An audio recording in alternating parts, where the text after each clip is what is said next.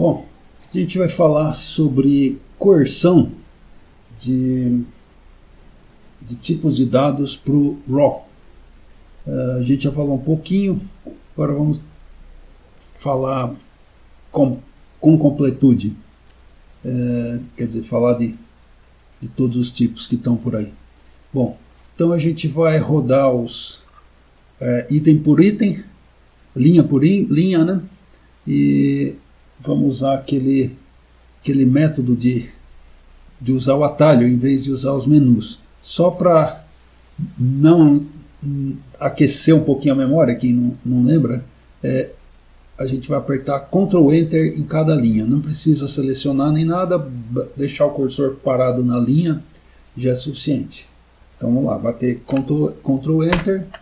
Aí o que essa linha está fazendo? É tranquilo, né? Ela está gerando a sequência de números inteiros de 0 a 32.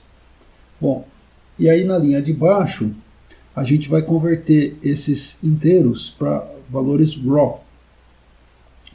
E até deixa eu abrir aqui um pouquinho. E pronto. Um pouquinho mais de linhas por de colunas por linha. Bom, agora dá para a gente ver, olhando essa sequência, aquilo que a gente já comentou, que os valores raw são mostrados em base hexadecimal, e então aqui é de 0 até 9, é igualzinho à base decimal.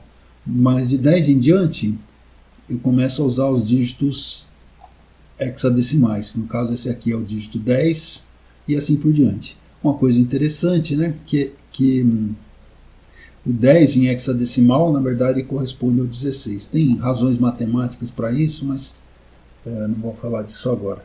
Uma última coisa é que o 20 é o 32. Bom, e aí vem uma coisa que a gente sabe que é tranquilo, que é verdade, que é a gente está perguntando se esse vetor é do tipo raw. Aí a resposta, claro, né, vai ser true. Aí agora a gente vai fazer uma coisa semelhante, mas para números de dupla precisão. A gente está usando o mesmo recurso daqui de cima, que é a sequência. Só que a gente está colocando como base um número, vamos dizer assim, que não pode ser reduzido. Não é um número inteiro, que é um número meio, né? Que é um número típico de dupla precisão. Então, bateu Enter, viu o que acontece.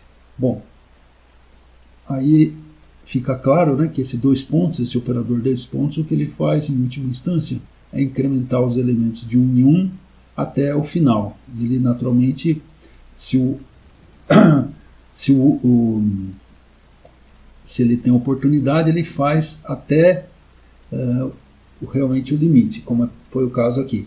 Se a gente tivesse aqui, por exemplo, 3 ou 4, né, por exemplo, tivesse 4, ele pararia no 3,5, porque o incremento por exemplo, de 3,5 até 4 levaria para 4,5, que é maior do que 4, mas ele vai até o final, se é possível, o número menor ou igual ao final.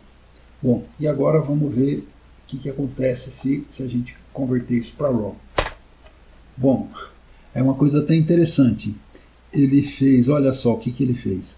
Primeiro, ele converteu cada um dos números para inteiro e truncou, quer dizer, ele jogou fora a parte fracionária, né, dupla decimal, que o pessoal fala, né, a parte depois da vírgula. Que esse cara aqui, meio, quando é truncado, ele fica 0, tá? E aí converteu para raw. Então, para quem vem de outras linguagens, como C, C++, a gente tem lá a noção de que os números, na verdade, são uma sopinha de bits, né? Esse número aqui, ó, meio, ele ocupa, na verdade, 8 bytes, quer dizer, 64 bits. E do jeito que ele está aqui, ele foi reduzido a um byte só, tá? Então, aparentemente é isso que a SRAW faz. Ela não faz nada muito sofisticado, ela só transforma num número inteiro e pronto. Bom, na verdade ele transforma em um byte, né? E aqui mesma coisa, um e-mail. Ele foi reduzido, né, truncado para um número inteiro, 1, e aí virou 0,1. E assim por diante. Então, aqui já tem uma... quem mexe bem com outras linguagens imaginaria que esse cara aqui geraria um conjunto de 8 bytes. Não é o que aconteceu. Então, agora vamos ver aqui essa função. A gente já viu em algum momento. No R tem a possibilidade de ter números chamados pseudo-aleatórios. Esse aqui é um tipo deles. Números pseudo-aleatórios são números que têm toda a aparência de números aleatórios, quer dizer, pula para cima, pula para baixo, ninguém consegue prever direito como vai ser o próximo. Só que, na verdade, eles são definidos por uma função e essa função garante para a gente que se a semente, se o início for o mesmo, então toda vez a sequência vai ser a mesma. Tá? Números pseudo-aleatórios, números aleatórios, desculpa, de verdade, cada vez que você rodasse a função, vamos dizer assim, você teria coisas diferentes. Mais ou menos como é diferente a sequência de rolar dadinho, nunca vai dar sempre a mesma sequência. Se der, o dadinho está com algum problema. Mas aqui não, eles são pseudo-aleatórios. Eles têm lá uma função que a gente não consegue entender, claro, mas ela ainda assim é uma função. E aqui o que está acontecendo? Aqui a gente está gerando um vetor nessa planif de números, de 10 números entre 0 e 1. Tá? E aqui com esse sinal de mais 0,5, né, maior do que 0,5, a gente está gerando um vetor agora de valores lógicos. Quando o número for maior do que 0,5, aqui vai dar true. Quando o número for menor do que 0,5, menor ou igual, vai dar false. E estamos jogando isso aqui nessa variável log, né, que é como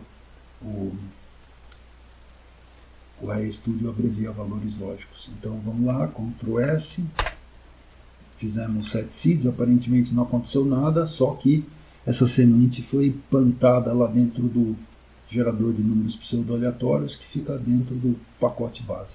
Agora vamos gerar o vetor de valores lógicos. Aqui está ele, tá? False, true, etc.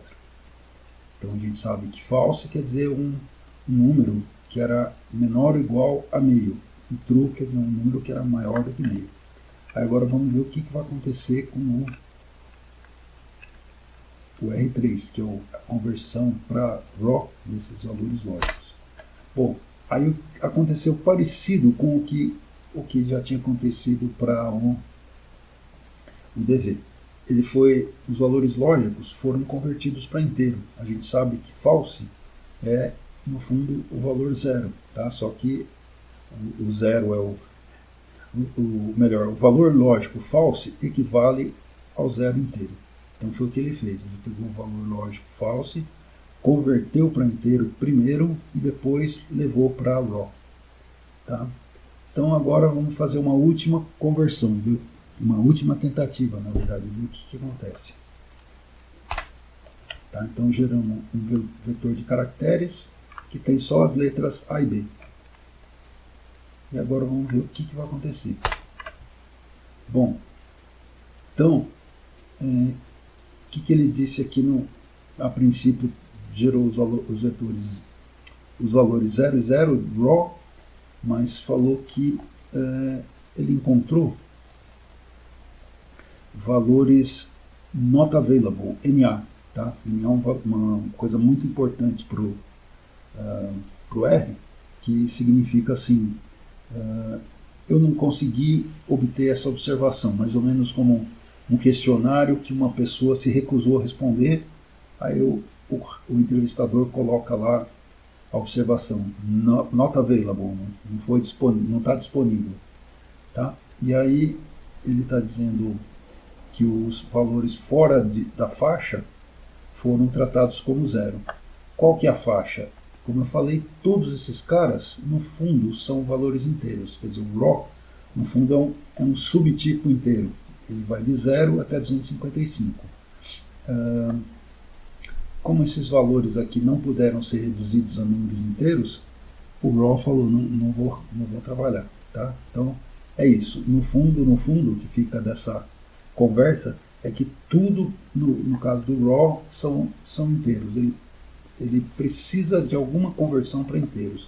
Como não teve uma conversão de A para um número inteiro, né? Não existe essa conversão, ele falou, não sei fazer. E deu um aviso para a gente. Bom, é isso por enquanto. Próximo vídeo a gente vai falar de leitura de valores binários, até como forma simples de converter outros tipos para RAW. Muito obrigado e até breve.